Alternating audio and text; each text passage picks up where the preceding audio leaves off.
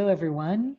Welcome to the Psychology and Spirituality, a Bridge to a Better Life discussion. I am your host, Marcia Trajano. With me are Dr. Anahy Fonseca, Jussara Korngold, and Anne Sinclair. Thank you so much for joining us back. We are going to continue our episode today, which is on facing consciousness, part two.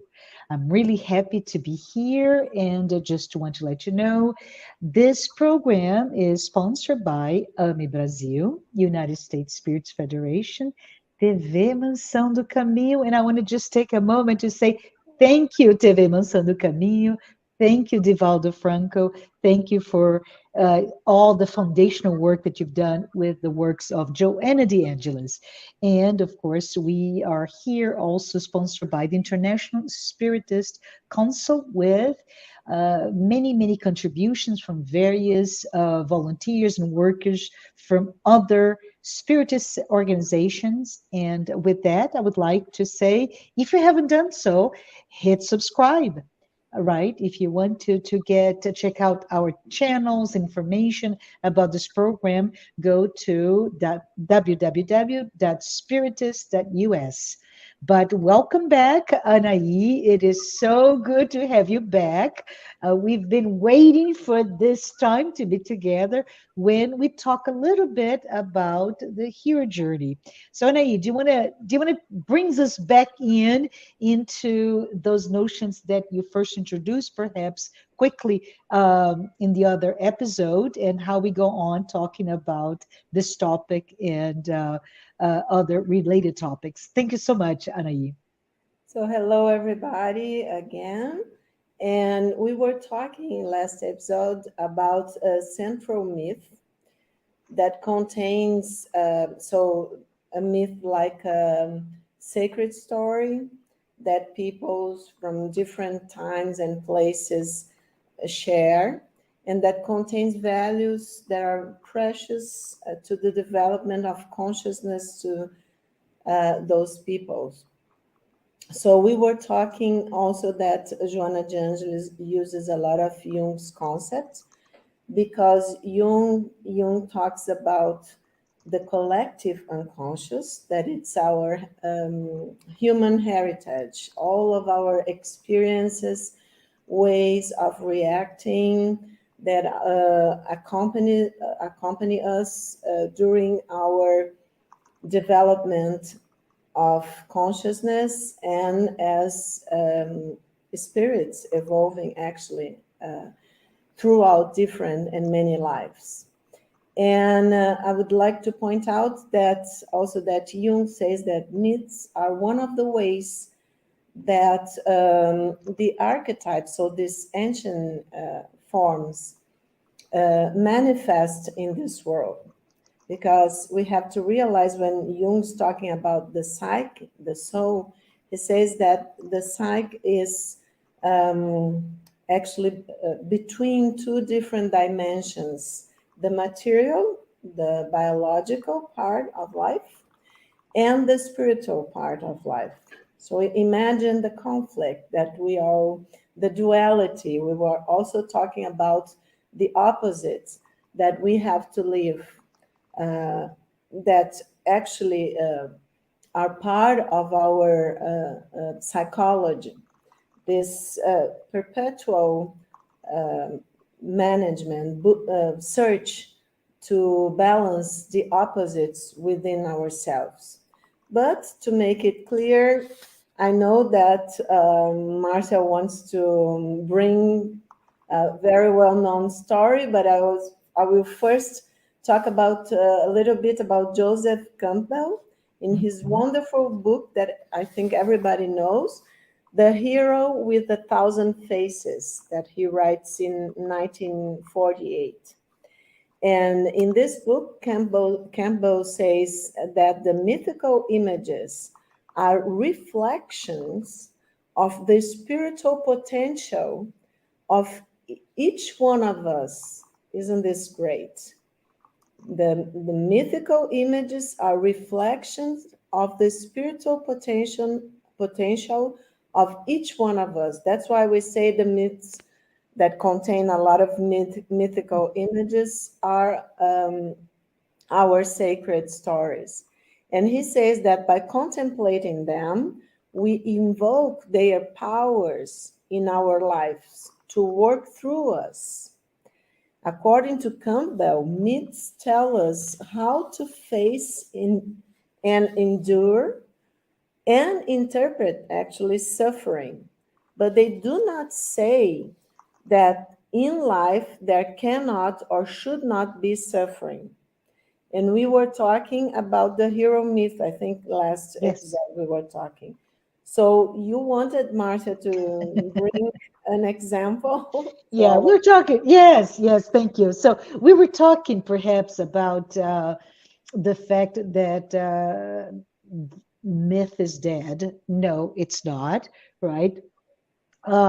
We heard last time that maybe our relationship with the sacred is dead. No, it's not. We simply put we have different sources of myths. So thank you, Anahy, for bringing that to us. But we mentioned in Campbell, of course, with this amazing book that he brought to us, the hero with a thousand faces, right? And it's very that little date of 1948 is so important, right, Anna? It is the importance for us to understand when uh, this is written after, not long after the World War II. So there's lots going on in the planet and in the history of mankind in the 20th century. So the question here is, as we mentioned, myth is not dead because we see them surfacing with different areas of that sacred stories. One of them that all of us know is Star Wars, right? The Star Wars, of course, is a long saga, but the original three, the trilogy, was actually had one that was very different and very special and has become part of all of our consciousness, in my opinion, because not only it is a good story in terms of the hero Luke, right? But the fact that Joseph Campbell was the consultant to George Lucas, and he brought those concepts that we think, and I'm going to look at Anne here, and it talks about, have we lost all of this? Have we lost that notion of the sacred? And no, we haven't. It's here, and the good news is that we actually have a need and a desire to talk about those stories in those terms. So right back at you, Anaí. Yes, I love the Star Wars, and exactly we were talking in the previous episode that the hero myth is analogous to the development of consciousness and the discernment of good and evil within ourselves. Because, okay, I'm not going to give a, I don't know how many years spoiler. Everybody knows the story, Yeah. but to bring his father back to the light, he Mhm. has to face darkness. And we were talking about the opposite, and he suffers a lot. Remember that I just told people that Campbell says that the myths tells us how to face, endure, and interpret suffering. And we were talking about in the previous episode that everything has a purpose. No suffering is for nothing, you know. Everything has a purpose. So searching for this purpose, discovering within, giving meaning and purpose to our suffering is the path to illuminate the shadow, to say, okay, here are precious values for Mhm. my consciousness to develop. For it's a learning experience, and the spiritist knowledge brings this very much to us, right? I know Jussara knows a lot about that. and probably she will be wanting to tell us something about that, because when it says that we suffer sometimes, but it's because there is a cause and there is a reason for that. And also, most of all, this learning that the suffering brings us is taking us to a new step. We were talking, Anne was talking in the previous episode, that we develop step by step, right? I don't know if Jussara wants to comment before I go ahead. No, just something very quickly. Because since we are talking about spiritual values, and here is we are talking about psychology and spirituality. When we are talking about suffering, the understand that we have is that we are not here going after an apology for suffering, right? I mean, it Mhm. just is a natural part of life. I mean, having to be in a diet because of a certain diet restriction for a um, a health problem that I may have may represent suffering to me, just because I cannot eat certain kinds of food, or because I wanted to party every night, and then I have to work the following morning, and then this represents suffering to some people as well. So we have to think about the lessons. I normally do not even like to use the word suffering. I like very much the word challenges. That we are constantly challenged, and this takes us from our comfortable zone, and and sometimes this will come in a way that can be cause of suffering to us, not pain, because pain we would say is more related to the physical situations, but the suffering. So it's the other day I was talking about, actually with Marcia, we were talking about the meiotics of Socrates, and how he said that he used this expression exactly because his mother was a midwife, Mhm. and this process that we use as and that was the name of his mother, as profession in Greek, and he used that because he said this is the birth of the ideas, and they come in a way that represents really everything that is related to birth, and here is a specialist in this area. She can talk much better about it than I can, making this correlation with the birth of the conscious, the human being, with the actual birth, right, Anna? Yeah, it makes me think because there is something, especially when a woman is going to give birth for the first time. We almost say the woman that was dies at the moment of birth, and the mother is born, because that transformation is such.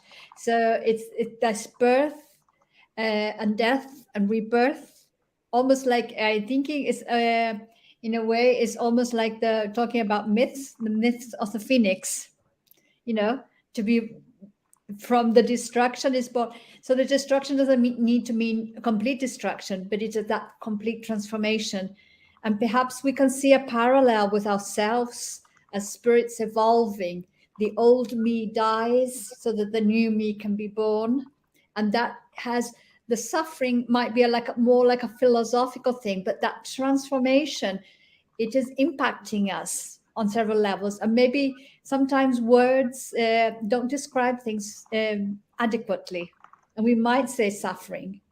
But let's say, in the same way that some people might say that childbirth was suffering for them, for other people, it was joy. It just depends on your emotional, mental state, spiritual state when you go through that process of transformation. If you understand what it's meaning and you are envisaging what's going to happen on the other side. I think that was a lovely idea you brought, Jussara. I stop now because always get carried away with this topic. But I think I always like to make parallels, like I say, with the natural world, because that makes sense to me. So everybody has their own learning methods and systems, but for me, it's always trying to connect with things that happen naturally in nature. Awesome. Thank you. This is very Anahy? important, yes, Yes. because when you were talking about joy and suffering, and this in the same situation, for instance, giving birth to, to a child. So I think it's very important because we are saying, we were talking about the paradox, how we live things in a very dual way, right? And the meaning that we give to a given situation depends on the way that we are experiencing the situation. So for instance, the death and rebirth is an archetypal theme that it's always present in all of us. So for instance, if this situation is going to give me joy or bring me joy or suffering, it depends on many things, like the physical part, as Jussara said, right? But or maybe some memories, bad memories of a birth that I have,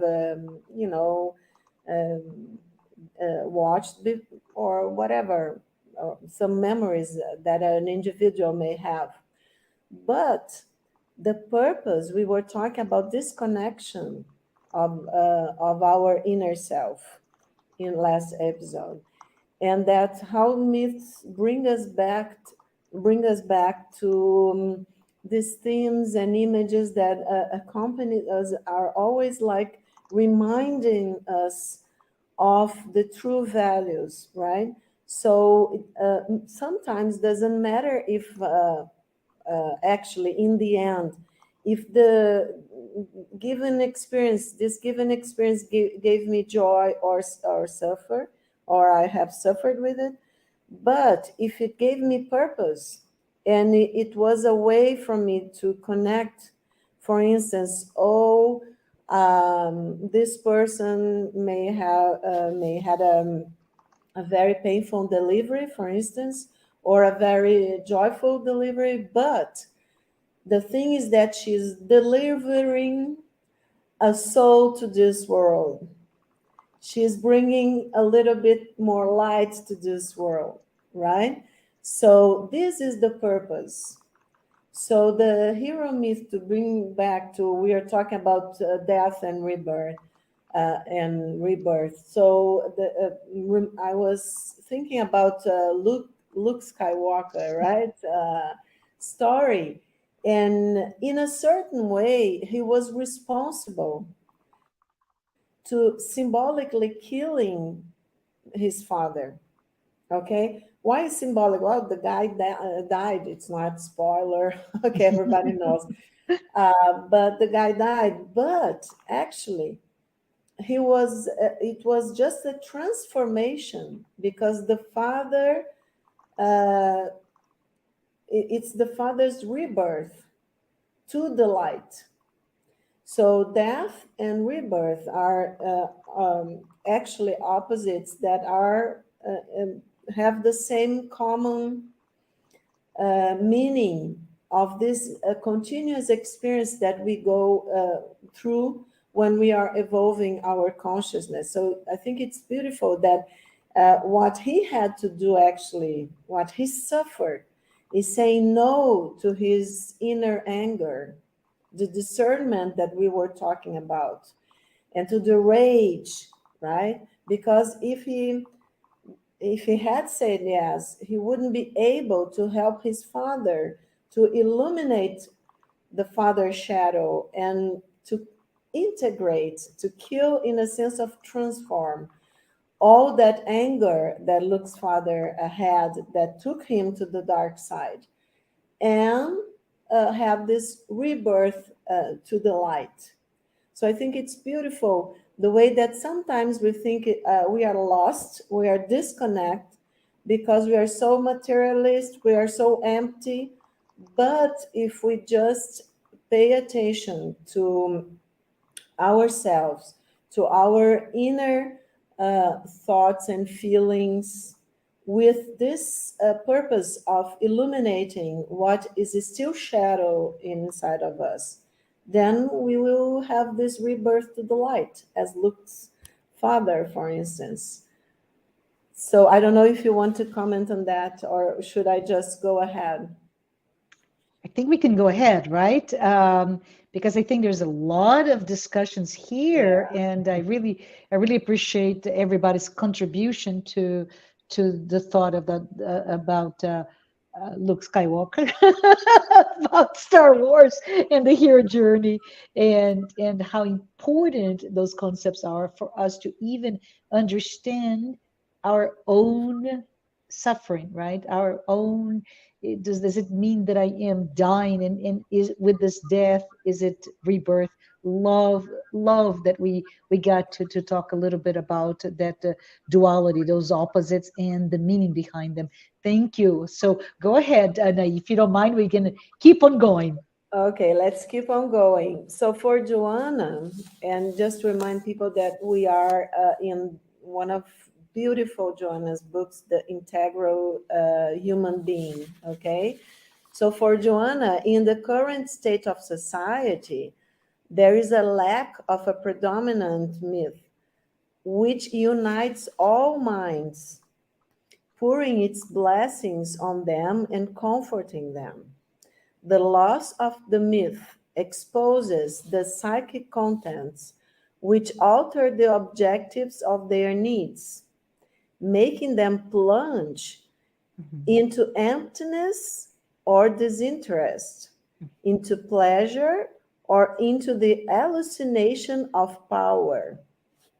Considering that none of these goals fulfills the individual, he starts to dispute the comprehensive need for the awakening of conscience, interpreting the minor myths lying therein. Joanna recalls that Jung established that existence is only real when it is conscious for someone, and that man's task is to become aware, this is Jung talking, of the contents that press upwards coming from the unconscious. We were talking about duality. So, understand that myths, like dreams, like fairy tales, they are ways to bring the deep unconscious, the archetypes, to consciousness, okay? So, in this dynamic movement upward, right, coming from in this dynamic movement, comments Joanna, the emergent contents form consciousness, as well as its current contributions will be incorporated into the unconscious. We go up and we go down, with the unconscious go up, and the conscious, some contents go down to the unconscious. The And birth. let me interrupt here, just Okay. because sorry for that, but can you maybe, for those who may not have really delved into the idea of conscious and unconscious and the deep unconscious, can you quickly tell us how can we see that in our mind's eye? I know that to me, the image of an iceberg is one that is easy to understand. Maybe you can just talk a little bit about that, and then move on to the thoughts that you're bringing here to everyone. Okay, actually, it's very simple, because when we talk about consciousness, okay, we are talking about everything that the ego is the center of consciousness, okay? So we are talking everything that the ego is relating to.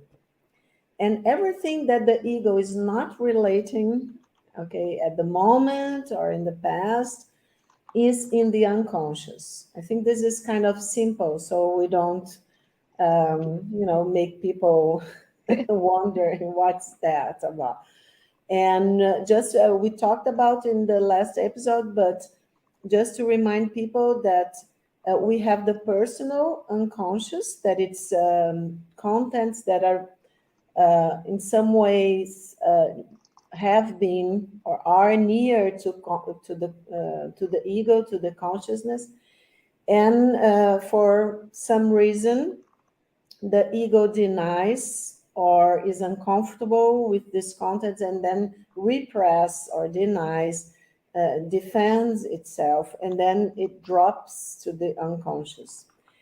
And deep within, that's the difference, one of the difference between Freud and Jung, because Freud goes until the personal unconscious, and Jung goes deeper in what he called the collective unconscious, our spiritual and psychic heritage that we share, all of us, all of humanity.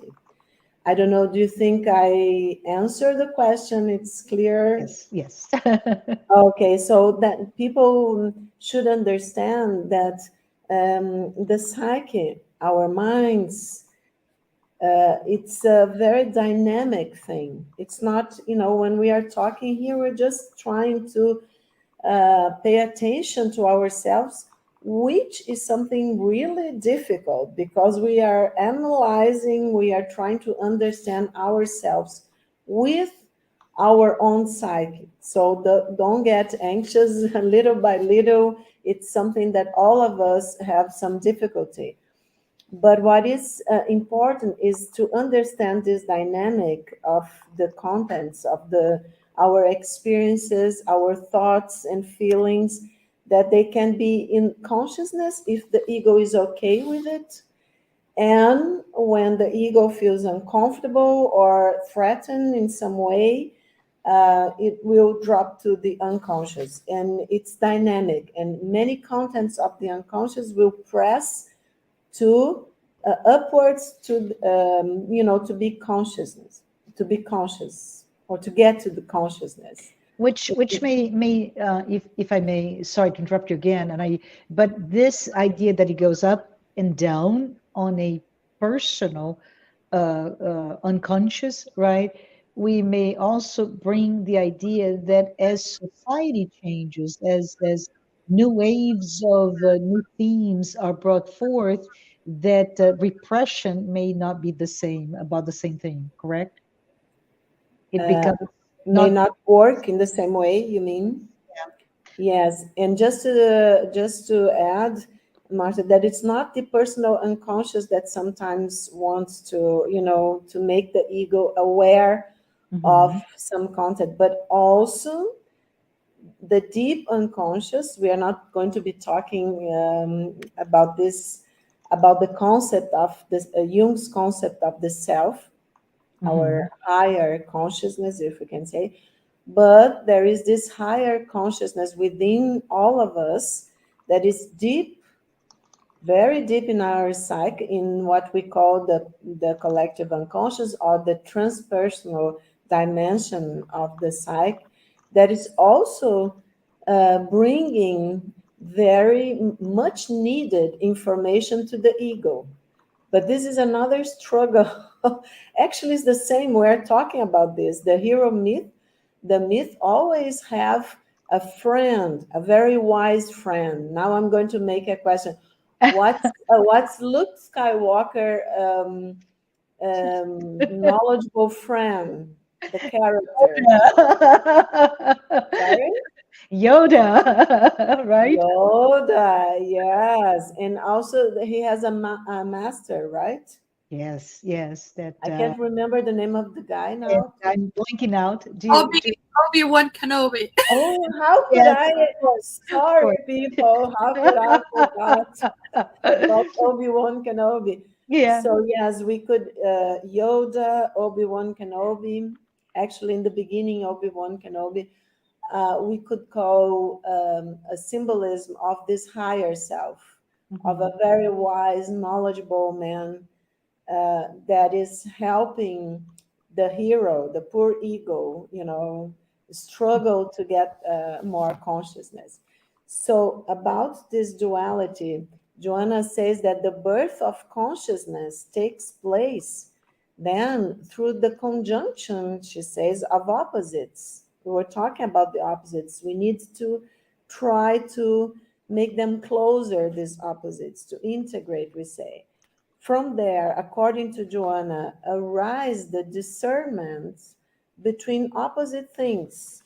For instance, the me and the not me, the ego and the unconscious, the subject and the object, the person and the other. See how important it is, this dynamic, right? So without this duality of opposites, which leads to reflection, Joanna says, in the process of the psyche's evolution, there is no real increase in consciousness, which only operates by coming into contact with opposites and absorbing them. In the central midst of all peoples, the opposites form the essence of their beliefs, of their psychic contents that generate consciousness. So that it doesn't get so complicated, let's think about Star Wars. So who was the opposite of Obi-Wan Kenobi? Oh, Who we're was gonna have to go back to watch the movie. My It's that Dark Emperor. I can't remember the name of the emperor. yeah. Yes, people were going to be at home saying, "Oh, that's the name of the guy. How can you forget?" They will get mad at us. But it's the you see the opposite. So we have the friend Yes. that reminds, who actually teaches Luke and shows the path of self-discovery, of the inner strength to face all, the difficult, his difficult quest towards saving his father, bringing light, and finishing the empire, and all this stuff. But he has to face the dark side represented in that emperor. Palpatine. Oh, thank you. The Darth Sidious. Yes, Palpatine, yes. So see how important it is. And Palpatine it's a very important character because he's the one provoking Luke to, feel anger and come to the dark side, right? So in this stage, let's say, of the development of consciousness, we need this conflict because we say that there is no discernment of what is light if we don't experience shadow. And when we experience shadow, then we want the light. So that's the beautiful thing of this step-by-step of evolution. Can I go ahead or some other questions? Yes. Just one. So When you okay. said that, I remember a phrase by Martin Luther King Jr. that he said, "Only when it's dark we can see the stars." Yes, that's beautiful. Yes, I love this sentence. Beautiful. Exactly. So Campbell says that one thing that appears in myths is that from the bottom, that's it, Jussara, see synchronicity. The bottom of the abyss comes the voice of salvation. The dark moment is the moment when the real message of transformation will arrive. In the darkest moment comes light. That's what Jussara was talking about. So mythology's function then is to connect you to your bliss and find out where it really is. For Campbell, the transcendent is unknowable and unknown. The mystery of life is beyond any human conception. We always think in terms of opposites. mythology suggests that behind this duality, there is a singularity over which it plays like a shadow game. Can I Isn't say that beautiful? that? Beautiful and deep and too much. So I take this moment here, everyone, to say first thing you said, Anahy, is that with the words from Joseph Campbell, right? He brings the idea of hitting bottom, right? The idea of the darkness and the light hitting bottom at the as the beginning of a new cycle, the salvation. So, if you will, what does it mean to us now? And I know we talked previously, and about the mother, right? When you give birth, you kill the woman, and you also give birth to the mother in that the cycle. But what does it mean to us when perhaps we see ourselves, and at the end of our proverbial rope, at the end of all of what we have, and don't have much else left while still enduring some pain, physical or not? What do you say to the people, that is anyone who's listening to this talk today? What can we say to all of us? I can't do it anymore. And you were telling me that no, no, no, no, just keep going because there's light. Can you give us a little bit of consolation or break down what does it really mean in our day-to-day lives? Okay, I think at this point I should give you a personal example because Okay. when we talk about the suffering and this meaning, bringing meaning to suffering, Mm-hmm. if we talk very academically, then sometimes we get, okay, she's talking about, but what does she know about that?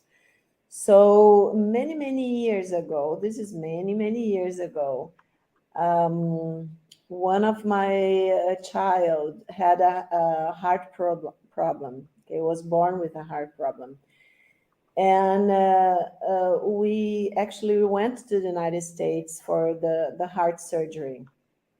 Okay, and things went badly at that surgery. He was 7 years old, more or less 7 to 8 years old.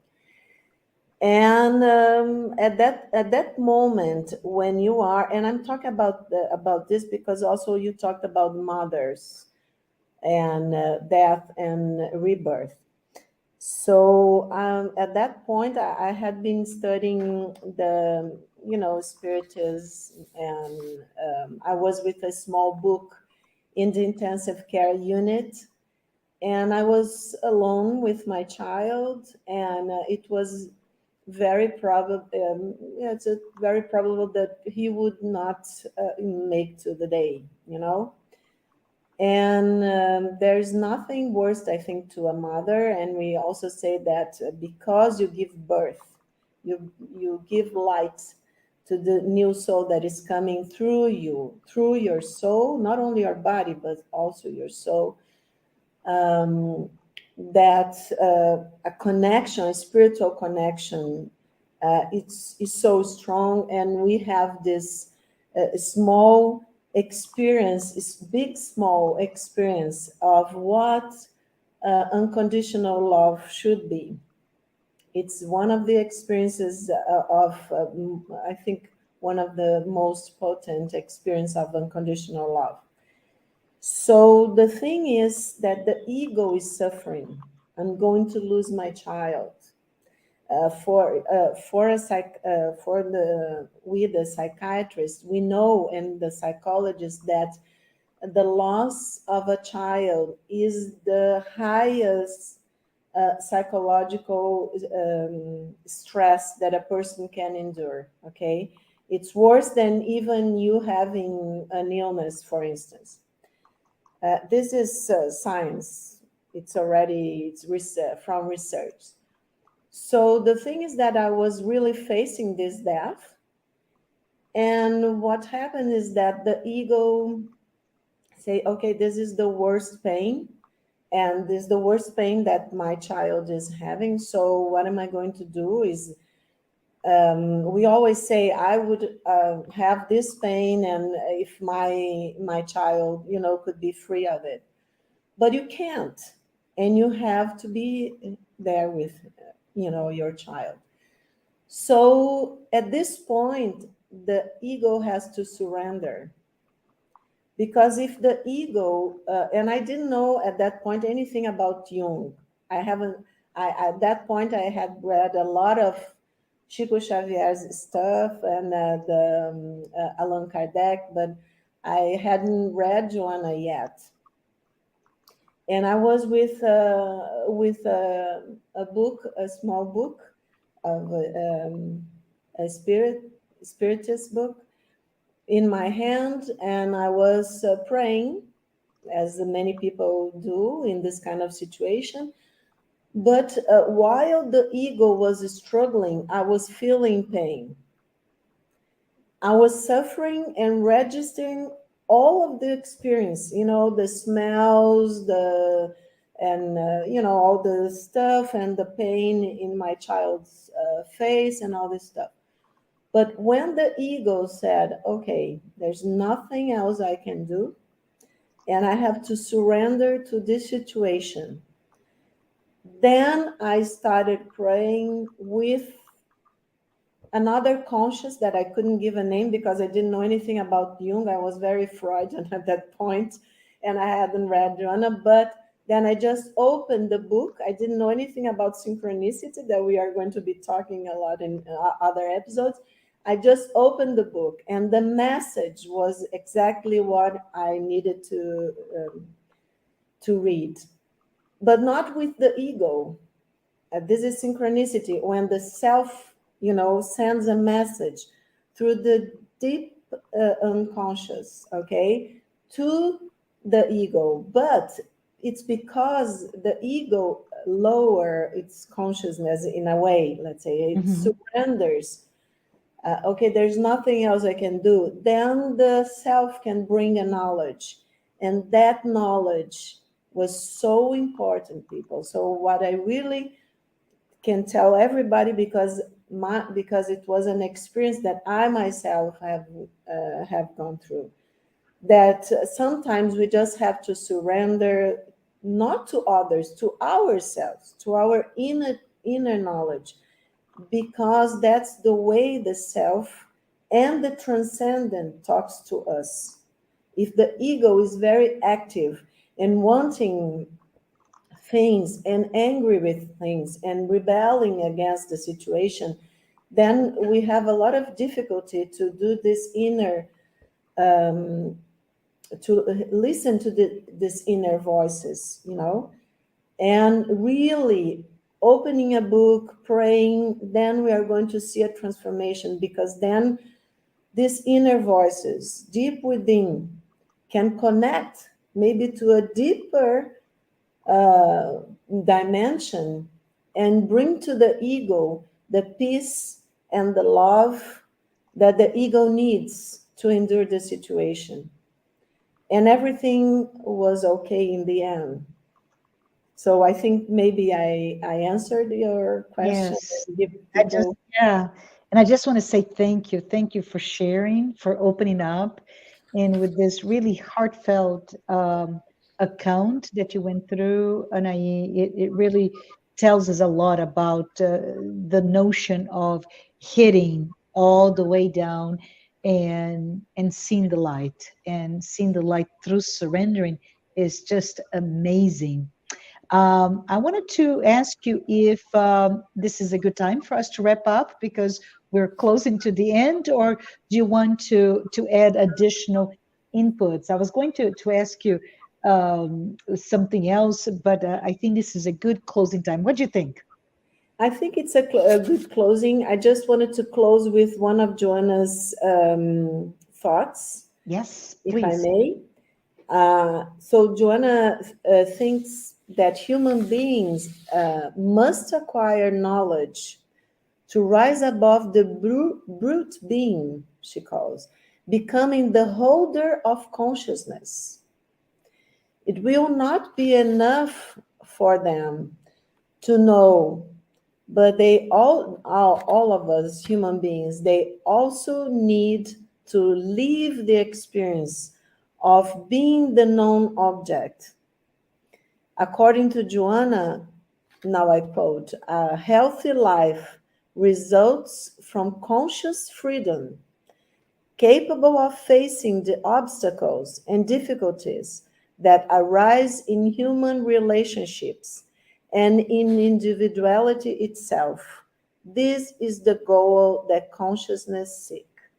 I think this is a beautiful sentence to end Yes. our program. Yes, and I would say thank you.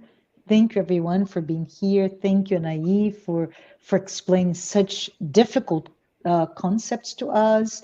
For you, Anne, for you, Jussara, for bringing additional comments and color. And I want to say we'll see you again in the next time we meet. Thank you so very much. Thank you, everyone, for being here with us today.